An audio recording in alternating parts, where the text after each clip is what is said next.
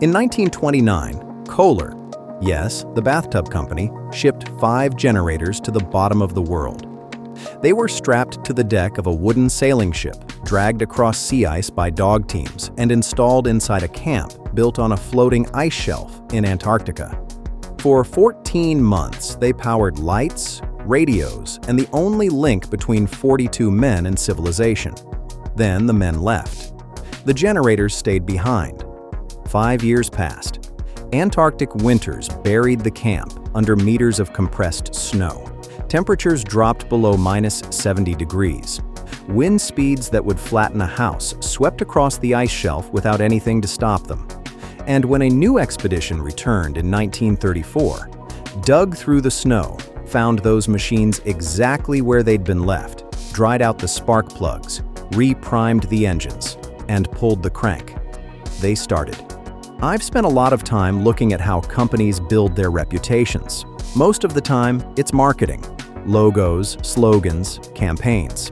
But sometimes, a reputation gets built in a place where no one's watching, in the coldest, most isolated place on Earth, by accident.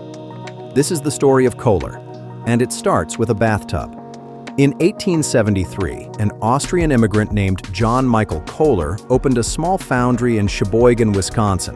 He made cast-iron farm implements, plowshares, ornamental railings, nothing glamorous. But in 1883, Kohler did something that would define his family for the next century and a half. He took a cast-iron horse trough, the kind you'd use to water livestock or scald a hog, coated it in enamel, put 4 decorative feet on it, and sold it as a bathtub.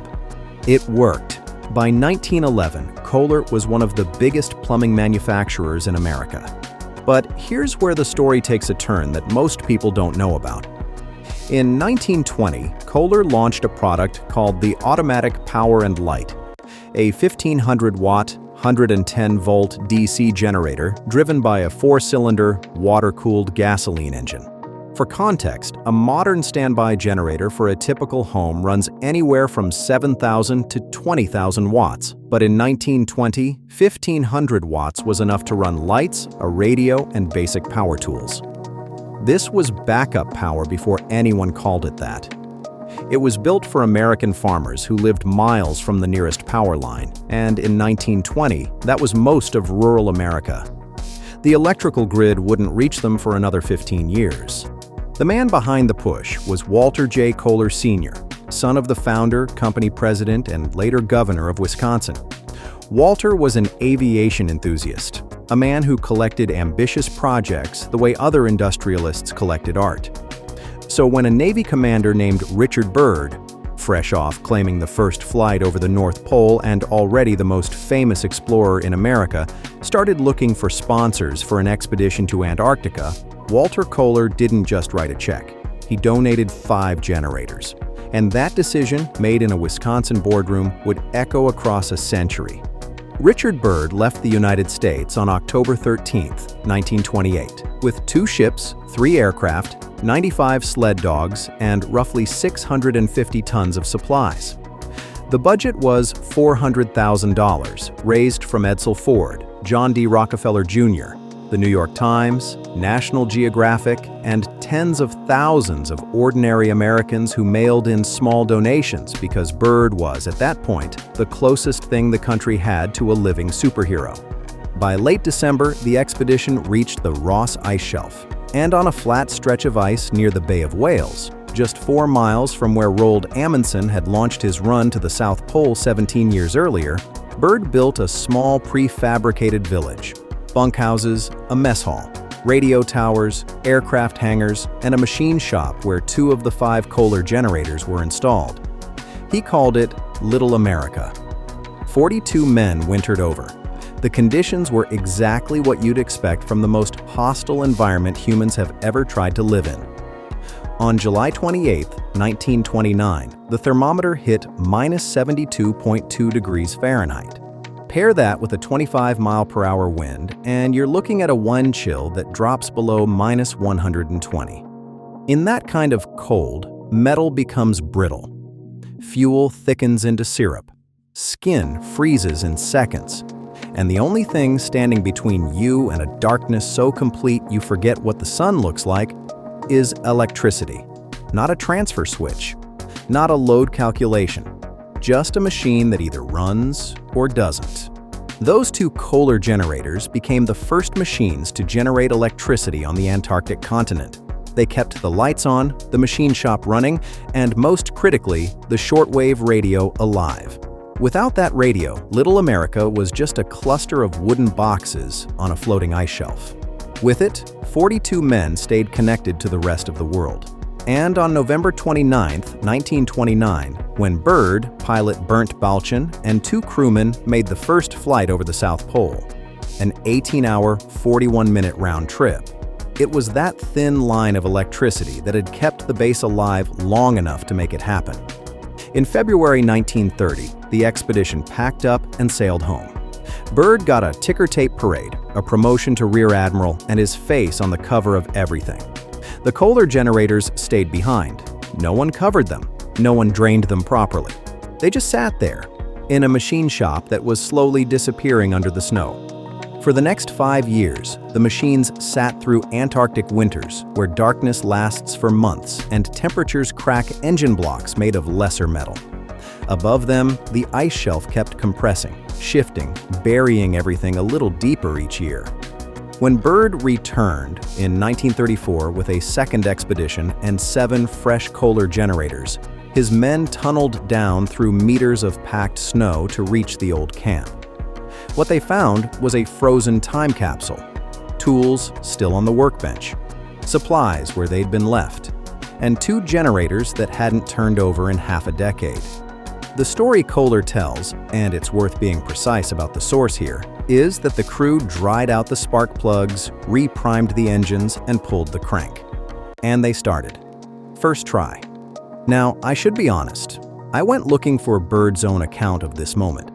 His 1935 memoir, Discovery, discusses the generators, but doesn't name the manufacturer. The detail about the restart, the dried spark plugs, the first crank, that comes from Kohler's corporate archives.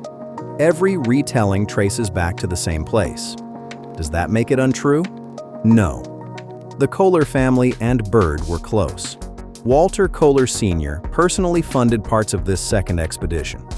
Byrd later named an entire mountain range in Antarctica after him. You don't do that for someone whose product failed. But the fact that Kohler is the only witness to its own best story, that's the kind of thing I think is worth noticing. The second expedition also gave the world a much darker lesson about what electricity means at the end of the Earth. In March 1934, Byrd set up a tiny forward base called Bowling Advance Base, 123 miles south of Little America, and decided to man it alone through the Antarctic winter. Just him, a small hut, a generator, and an oil-burning stove. Within weeks, the stove vent clogged with ice. Carbon monoxide began leaking into the shack. Then the generator failed too. Byrd was slowly being poisoned, losing coordination, losing the ability to think clearly. And the only way he could signal the men back at Little America was a hand-crank radio generator that he could barely operate. The rescue took 3 attempts. Thomas Poulter drove a tractor through Antarctic darkness and minus 60-degree temperatures, turned back twice because of mechanical failures and whiteout conditions, and finally reached Byrd in August. By then, Byrd had been breathing carbon monoxide for 5 months. He never fully recovered. Back at Little America, the Kohler generators, the old ones from 29 and the new ones from 34, ran without drama the entire time. Reliable, quiet, forgettable in the best sense. Nobody at Kohler planned that contrast. But it's the kind of thing that writes a company's reputation more effectively than any advertisement ever could. After Byrd, Little America kept growing. A third base in 39, a fourth in 46 when the Navy sent 4,700 men and 13 ships in the largest Antarctic expedition ever mounted. A fifth in 56 for the International Geophysical Year. Each new base was built a little further from the originals, a little deeper into the snow. But the Ross Ice Shelf doesn't stand still. It's a slow-moving river of ice, constantly shifting, constantly breaking apart at its edges. In the early 1960s, a section of the Bay of Whales broke away and drifted out to sea. The buried remains of the first 3 Little Americas went with it. In 1963, a Navy icebreaker photographed the cross-section of an iceberg, with camp structures still visible inside, frozen in place, drifting north toward warmer water, where they would eventually collapse into the Southern Ocean. Little America 5 followed in 1987, carried away on an iceberg cataloged as B9. The original Kohler generators are gone. Somewhere on the ocean floor, under thousands of meters of cold black water, there are 2 cast iron engines that once powered the first lights on an entire continent. No one will ever recover them. But here's the part that gets me. One of the 5 generators from that original 1929 shipment never went south. It stayed behind in Wisconsin, and today it sits on display at the company's headquarters, the only physical proof left that any of this happened. Kohler still makes generators. The company that started with a horse trough and a coat of enamel now produces units ranging from portable gasoline-powered models to large diesel standby systems designed to keep hospitals and data centers running through extended power outages. Brands like Generac and Honda have built entire identities around backup power. Kohler built theirs in Antarctica before the concept had a name. The modern product line is engineered to different tolerances, marketed to different audiences. Homeowners worried about the next ice storm, not explorers worried about the next polar winter. But the institutional claim underneath all of it traces back to the same 2 machines, the same 5 years in the dark, and the same moment someone dried out the spark plugs and pulled a crank. A bathtub company built a machine almost 100 years ago. They sent it to the worst place on Earth, and it outlasted the continent itself.